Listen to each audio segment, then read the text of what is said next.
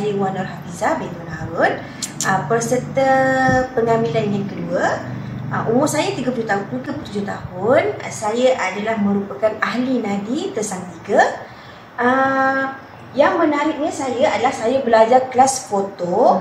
Dan sebelum ni saya memang tidak mahir dengan apa-apa pengambilan foto. Dan Alhamdulillah sejak saya join dengan pengambilan kelas foto ini, saya dapat belajar mengenai cara-cara pengambilan foto dengan lebih cantik, dengan lebih bagus lah.